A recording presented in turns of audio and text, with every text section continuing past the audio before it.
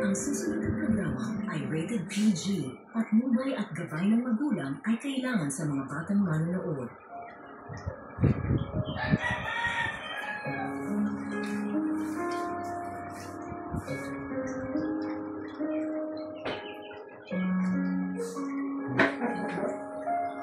Inihago ng Dominican Communications Philippines, University of Santo Tomas, Santo Domingo Convent, at ng SCI Security and Investigation sa pagkikipagtulungan ng Radyo Veritas 846 at ng Catholic Media Network. Ang 7 Palabras 2025, Cruz de Jesus, Bukal ng Pag-asa.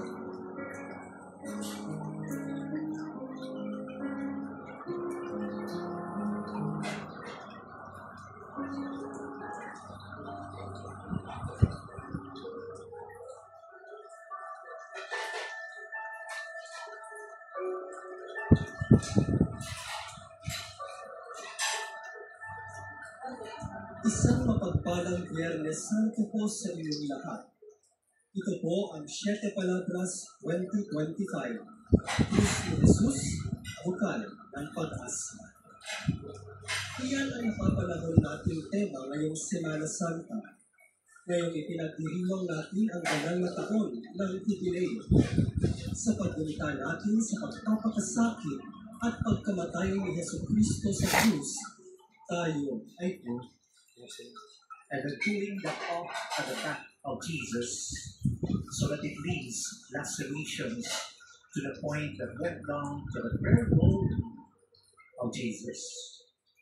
And some people put a crown of thorns Upang muling pag-alabi ang ating pananampalataya bilang mga Katolikong Kristiyano. Ito ang naaangkop na panahon upang buksan ang ating mga puso sa kanyang hanggang awa at biyaya. Nang sa gayon, tayo rin ay maging daan ng kapayapaan at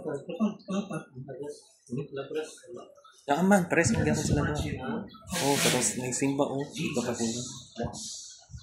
from his journey that he could not even carry any